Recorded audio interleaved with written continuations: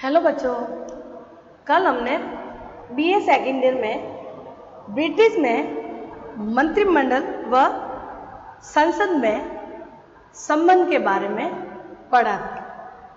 आज हम पढ़ेंगे ब्रिटिश में मंत्रिमंडल के शक्तिशाली होने के कारण। तो क्या कारण रहे होंगे कि ब्रिटिश में मंत्रिमंडल इतने शक्तिशाली है। जो कल हमने संबंध में पढ़ा, मंत्रिमंडल और संसद के बीच में जो संबंध पड़ा, तो कभी तो मंत्रिमंडल शक्तिशाली बताया और कभी संसद को शक्तिशाली बताया। लेकिन आज हम ये देखेंगे कि ब्रिटिश में मंत्रिमंडल आखिर में वास्तविक रूप से शक्तिशाली क्यों है। ठीक है बच्चों, तो शुरुआत करते हैं थोड़ा सा परिचय से। वर्तमान समय में मंत्रिमंडल और लोक सदन को वहाँ ब्रिटिश में, या जो हमारे लोकसभा को हमारे यहाँ कहते हैं लोक सदन, लेकिन वहाँ पे संसद को लोक सदन कहा जाता है। तो मंत्रिमंडल और लोक सदन के पारस्परिक संबंध सैद्धांतिक स्थिति से प्रतिकूल हो गए हैं। वस्तु स्थिति यह है कि लोक सदन मंत्रिमंडल को नियंत्रित नहीं करता, वरन स्वयं मंत्रिमंडल द्वारा नियंत्रण होता है। कौन? संसद होता है। मंत्रिमंडल लोक सदन या अन्य किसी भी संस्था की तुलना में बहुत अधिक शक्तिशाली हो गया है। व्यावहारिक प्रशासन में मंत्रिमंडल को इतनी अधिक महत्वता प्राप्त हो जाने के कारण ही ये निम्न रूपों में देख सकते हैं कि वो इतने शक्तिशाली क्यों हैं। तो इसमें पहला पॉइंट है द्विदलीय व्यवस्था, यानी ब्रिटिश में सिर्फ, हमारे यहाँ बहुदलीय व्यवस्था, भारत में बहुदलीय व्यवस्था है और ब्रिटिश में द्विदलीय, यानी दो दलीय, एक सरकार बनाती है, एक विपक्ष की भूमिका निभाती है। तो इसमें पढ़ेंगे द्विदलीय पद्धति ब्रिटिश राजनीति की विशेषता है और वर्तमान समय में भी ब्रिटिश राजनीति में मुख्यतया दो ही राजनीतिक दल हैं, अनुदार दल और मजदूर दल। अनुदार दल व्यापारी का दल है और मजदूर दल वहाँ जो मजदूरों का दल है। इसके अतिरिक्त उदार दल, सोशल डेमोक्रेटिक पार्टी, साम्यवादी दल और अन्य दल है, लेकिन उन्हें सत्ता प्राप्त होने के अवसर कम है और इस दृष्टि से उनका विशेष महत्व नहीं है। यानी दल तो है लेकिन कभी भी सत्ता, आज दिन तक दूसरे दल थे वो, उन्होंने सत्ता प्राप्त नहीं की है। इंग्लैंड में द्विदलीय पद्धति होने के कारण एक दलीय मंत्रिमंडल का निर्माण होता है, यानी दो दल है, इसलिए एक दल तो मंत्रिमंडल का निर्माण करते हैं और दूसरा विपक्ष की भूमिका निभाते हैं। जिस राजनीतिक दल का मंत्रिमंडल होता है उसे लोक सदन में स्पष्ट बहुमत प्राप्त रहता है, यानी जो मंत्रिमंडल बनता है उसमें लोक सदन में, वहाँ पे संसद में स्पष्ट बहुमत प्राप्त होता है और अपने बहुमत के बल पर मंत्रिमंडल के द्वारा प्रशासन और कानून निर्माण के क्षेत्र में साहसपूर्ण कार्य किया जा सकता है। यदि इंग्लैंड में फ्रांस की भांति बहुदलीय पद्धति होती तो मंत्रिमंडल कभी भी इतनी महत्व प्राप्त नहीं कर सकता था और ऐसी स्थिति में मंत्रिमंडल सदैव ही व्यवस्थापिका की दया पर निर्भर रहता था। यानी फ्रांस में ऐसी बात होती तो ऐसा नहीं होता था, लेकिन ब्रिटिश में ये बात है कि दो दलीय है वहाँ, इसलिए वहाँ के बहुमत दल जो भी बहुमत प्राप्त करते हैं, जो लोकसभा का बहुमत दल का नेता होगा वो प्रधानमंत्री बनेगा, बाकी जो बहुमत प्राप्त कर चुके उसका मंत्रिमंडल का गठन करेगा। कौन करेगा मंत्रिमंडल का गठन? प्रधानमंत्री सम्राट से अनुमति लेके वो करेगा, लेकिन अपने विवेक द्वारा ही वो करता है, वो तो ऐसे ही अनुमति ली जाती। तो इस तरीके से द्विदलीय के कारण मंत्रिमंडल वहाँ शक्तिशाली बन गया है। दूसरा पॉइंट है बच्चों, कठोर दलीय अनुशासन। कठोर दलीय अनुशासन मंत्रिमंडल की शक्तिशाली बनाने में सर्वाधिक महत्वपूर्ण योग राजनीतिक दलों के निरंतर बढ़ते हुए कठोर दलीय अनुशासन ने दिया है। 18वीं सदी तक दलीय अनुशासन बहुत कठोर नहीं था और उन दिनों अनेक बार स्वतंत्र मतदान तथा दल मुक्त मतदान के कारण मंत्रिमंडल लोक सदन में पराजित हो जाते थे, लेकिन अब स्वतंत्र सदस्य का युग समाप्त हो गया है और उनके पुनर्जीवित की कोई आशा नहीं है। आजकल दल का अनुशासन इतना कठोर हो गया है कि प्रत्येक सदस्य को दल के आदेशों का पालन करना ही होता है। यानी अब दल पहले इतना पावरफुल नहीं था, दल मुक्त था, कोई भी बहुमत प्राप्त कर सकता था, दल नहीं बने हुए थे। लेकिन अब वर्तमान में 18वीं सदी के बाद ये हो गया कि कोई कठोर अनुशासन हो गया कि प्रत्येक सदस्य अपने दल के आदेशों का पालन करेगा, जो दल कहेगा वही उनको करना पड़ेगा, वो स्वतंत्र रूप से कोई कार्य नहीं करेगा। यदि जीवन का अंत लोक सदन में प्रत्येक दल का सचेतक होता है तो किसी विधेयक पर मतदान के समय अपने दल के सदस्यों को निर्देश देता है, उन्हें संबंधित विधेयक का समर्थन करना है या विरोध बहुमत का सचेतक प्रधानमंत्री के निर्देशों के अनुसार कार्य करता है। सदस्यों के लिए सचेतक के निर्देशों का पालन करना आवश्यक होता है। तो इस प्रकार से बच्चों यहाँ अब वर्तमान में कठोर दलीय अनुशासन हो गया। पहले दल में इतनी कठोरतापूर्ण नहीं थी, अब जो दल एक व्यक्ति कोई नहीं कर सकता, जो पूरा दल मिलकर करेगा वही कार्य करना पड़ेगा और अनुशासन के अनुसार कार्य करना पड़ेगा। इसलिए मंत्रिमंडल का शक्तिशाली वो शक्तिशाली बन गया है। तीसरा पॉइंट है बच्चों, सुधार कानूनों का परिणाम। सुधार कानूनों का परिणाम यानी जो सुधार किए कानूनों में उसका परिणाम के कारण मंत्रिमंडल शक्तिशाली हो गया है। 1832 के प्रथम सुधार कानून कब हुआ था? ये सुधार 1832 में ये कानून बना था। सुधार कानून के पूर्व तक सदस्यों की अपनी राजनीतिक दलों के प्रति भक्ति सामान्य तौर पर परिवर्तनशीलता होती थी और इसका कारण ये था कि चुनाव व्यक्तिगत आधार पर जीते जाते थे।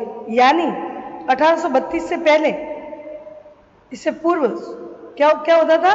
परिवर्तन खुद के तौर पर वो दलों की भक्ति रखते थे और इसका कारण चुनाव अपने व्यक्तिगत आधार पर लड़े जाते थे।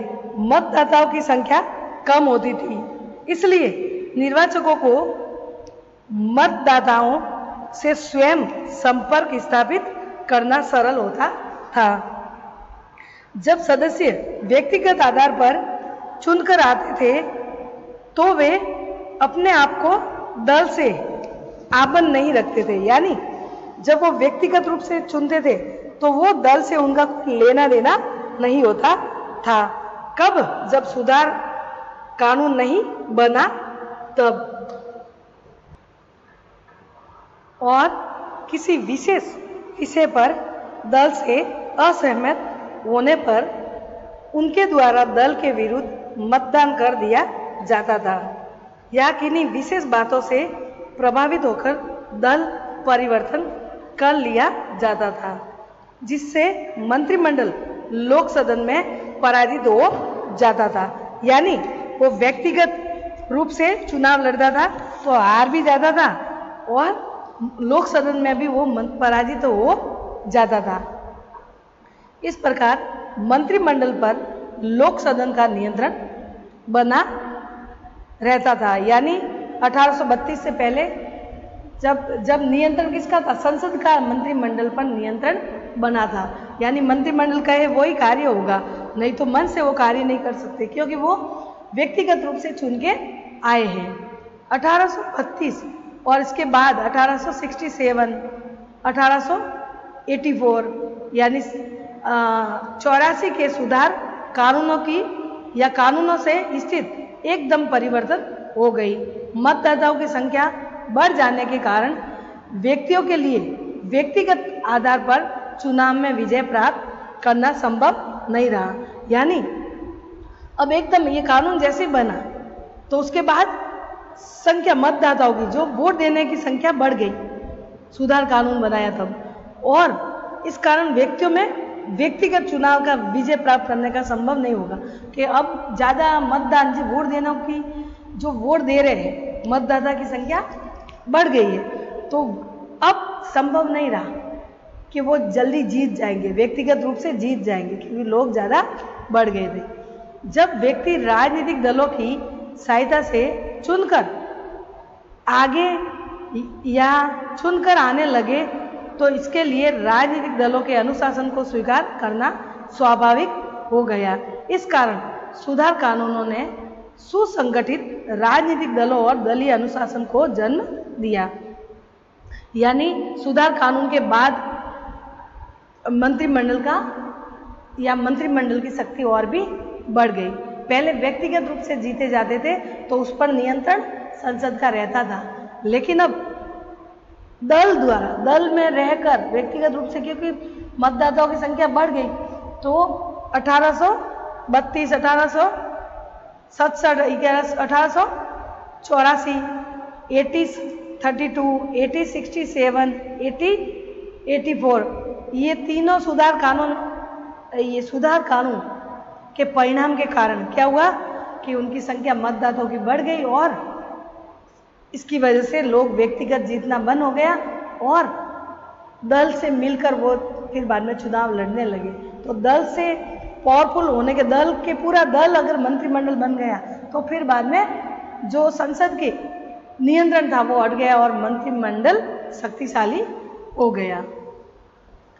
चौथा पॉइंट है लोक सदन पर अत्यधिक कार्यभार। लोक सदन वहां संसद को कहते हैं बच्चों, बार बार मैं कह रही हूं। तो लोक सदन पर अत्यधिक कार्यभार, इतना कार्य बढ़ गया लोक सदन संसद पर, तो उनका कार्य इतना नहीं कर सके। तो इसमें पढ़ेंगे हम कि शासन तंत्र द्वारा मंत्रिमंडल पर नियंत्रण न रखे जा सकने का एक कारण यह भी है कि लोक सदन के पास पहले से ही इतना अधिक भार होता है कि लोक सदन मंत्रिमंडल के कार्यों पर विचार करने में असमर्थ रहता है। यानी लोक सदन, संसद के बाद इतना कार्यभार है तो उनको टाइम नहीं मिलता कि वो मंत्रिमंडल के कार्यों को देखे। तो वर्तमान समय में राज्य का कार्य क्षेत्र और राज्य का कार्य क्षेत्र भी बढ़ जाने के कारण लोक सदन का कार्यभार बहुत अधिक हो गया। इसके अतिरिक्त वर्ष में लगभग 6 महीने तो लोक सदन की बैठक ही नहीं चलती। इस कारण लोक सदन अपने कार्य समय पर नहीं कर पाता। ऐसी स्थिति में कैबिनेट पर नियंत्रण रखने के बजाय लोक सदन कैबिनेट का अनुसरण करने में ही संतुष्टि अनुभव करता है। यानी कार्यभार, संसद का कार्य बढ़ने पर, ज़्यादा कार्य बढ़ने पर क्या हुआ कि वो इतना ध्यान नहीं दे पाती मंत्रिमंडल पर, क्योंकि खुद का कार्य नहीं निपटा सकती। वो संसद की बैठक 6 महीने बुलाते थे, वो भी नहीं कर सकती। इसलिए उनके मन में हो गया कि अब कैबिनेट जो करे उनका अनुसरण किया जाए, जो कार्य कर रहा वो सही करे, नहीं तो वो देखने का उनका टाइम नहीं रहा। इसलिए ब्रिटिश में मंत्रिमंडल के शक्तिशाली होने के कारण हुए। 5वां पॉइंट है बच्चों, शासन कार्य की जटिलता। यानी शासन में कार्य में जटिलता आ गई, कठिन आ गया, तो इसमें ये शक्तिशाली मंत्रिमंडल शक्तिशाली हो गया। वर्तमान समय में शासन कार्य बहुत अत्यधिक जटिल हो गया है और कानून निर्माण तथा शासन क्षेत्र में ऐसी पेचीदा समस्या उत्पन्न होने लगी जिन्हें भली भांति समझना संसद के सदस्यों के लिए साधारणतया संभव नहीं होता, क्योंकि अभी वर्तमान में शासन का कार्य इतना जटिल हो गया तो वो सही ढंग से कार्य नहीं कर पाती संसद, इसलिए वो उनको साधारणतया यानी साधारण कार्य करने वाली संसद अब हार्ड कार्य करने लगी तो वो उनका कार्यभार सही ढंग से नहीं संभाल पाती। ये संसद सदस्य इस योग्य नहीं होते कि राजनीतिक, प्रशासनिक, आर्थिक और तकनीकी मामलों में मंत्रिमंडल का पथ प्रदर्शन कर सके। यानी इसके कारण यानी योग्य शासन नहीं रहने के कारण संसद सदस्य इस योग्य नहीं रहे, इसलिए राजनीतिक, प्रशासन, आर्थिक और तकनीकी मामलों में मंत्रिमंडल के पथ प्रदर्शन पर कार्य होने लगे। मंत्रिमंडल के सदस्य उनकी यानी संसद की तुलना में अधिक योग्य होते हैं और प्रशासनिक अधिकारियों से निरंतर और निकट संपर्क रखने के कारण वे कानून निर्माण और प्रशासनिक कार्य उचित प्रकार से करने की स्थिति में होते हैं। यानी वो तो नीतियां बनाते हैं, व्यवस्थापिका संसद नीतियां बनाते हैं, लागू करते हैं, कार्यपालिका सौंपते हैं प्रशासन को, जो कार्य क्रियान्वित करते हैं वो प्रशासन को देते हैं। तो उनका संपर्क ज्यादा होने लगा, किसका? मंत्रिमंडल का, और संसद का इतना नहीं हो सका। इसलिए प्रशासन की जो कार्य में जटिल कार्य है तो वो लोक सदन द्वारा नहीं किए जा सकते, इसलिए मंत्रिमंडल पूर्ण रूप से समझदार होते हैं, इसलिए उनको कार्य इनको दे दिया गया है। इस प्रकार लोक सदन द्वारा प्रशासन संबंधी जटिल बातों को पूर्णतः न समझे या न समझ सकने और मंत्रिमंडल के अपेक्षाकृत अधिक योग्य होने के कारण लोक सदन की अपेक्षा मंत्रिमंडल को अधिक महत्वता प्राप्त हो गई है। यानी इसलिए इनका महत्व ज़्यादा बढ़ गया। किसका? मंत्रिमंडल का महत्व ज़्यादा बढ़ गया। इसलिए बच्चों ये कहा जा सकता है कि शासन के कार्य में जटिलता आने के कारण ये जटिलता से कार्य न कर सकी संसद या व्यवस्थापिका नहीं कर सकी तो मंत्रिमंडल ये सारे कार्य करने लगे और प्रशासन का कार्य भी सौंपना भी मंत्रिमंडल के हाथ में है। इसलिए मंत्रिमंडल का महत्व बढ़ गया या शक्ति बढ़ गई। दोनों कह सकते हैं कि ब्रिटिश में मंत्रिमंडल के महत्व बढ़ने के कारण ये भी प्रश्न इनका बन सकता है और ब्रिटिश में मंत्रिमंडल के शक्तिशाली होने के कारण, तो दोनों के उत्तर एक ही होंगे। छठा है प्रदत्त व्यवस्थापन। प्रदत्त व्यवस्थापन इसमें संसद के कार्यभार की अधिकता और कानून निर्माण में निरंतर बढ़ती हुई जटिलता ने एक अन्य प्रवृत्ति को जन्म दिया जिसे प्रदत्त व्यवस्थापन के नाम से जाना जाता है। बच्चों छोटा सा आ जाए सवाल कि प्रदत्त व्यवस्था किसे कहते हैं या प्रदत्त व्यवस्थापन किसे कहते हैं, तो कहना कि जब संसद के कार्य बढ़ जाने पर आधे कार्य कार्यपालिका को दे दिए गए हैं, उसको कहते हैं प्रदत्त व्यवस्थापन। संसद के पास सभी विषयों के संबंध में कानून निर्माण के लिए आवश्यक समय और ज्ञान न होने के कारण, एक तो समय नहीं और इतना ज्ञान संसद के पास नहीं है, तो संसद कानून की केवल मोटी रूपरेखा पारित कर देती है और इन कानून के अधीन नियम तथा उप नियम बनाने और आदेश जारी करने की शक्ति प्रशासनिक विभागों को देती है। यही प्रदत्त व्यवस्थापन है। यानी प्रदत्त व्यवस्थापन जो उनके कार्य नहीं आ रहे हैं या आदेश जारी कर रहे हैं तो वो कार्य प्रशासन को देना, कार्यपालिका को देते हैं, कार्यपालिका वो कार्य प्रशासन को सौंपते हैं। तो ये कार्य उनको सौंपने के कारण उसको कहेंगे प्रदत्त व्यवस्था, और इसके कारण मंत्रिमंडल को कानून निर्माण के क्षेत्र में बहुत अधिक शक्ति प्राप्त हो गई है। यानी संसद मोटे रूप से खास मेन पॉइंट करके वो कार्य कर देते या कानून वगैरह निर्माण कर देते मोटी रूपरेखा में। बारीकी से जो मेन वो सब ये कार्यपालिका करती है, मंत्रिमंडल करता है, और मंत्रिमंडल वो कार्य करने के लिए, क्रियान्वित करने के लिए प्रशासन को सौंपती है, तो इसको कहते हैं प्रदत्त व्यवस्थापन। ठीक है बच्चों, तो ये हुए ब्रिटिश में मंत्रिमंडल के शक्तिशाली होने के कारण या ब्रिटिश में मंत्रिमंडल के महत्व बढ़ने के कारण। कल हम पढ़ेंगे बच्चों 7वां पॉइंट, संसद की कार्रवाई के नियम। ठीक है बच्चों, बाय।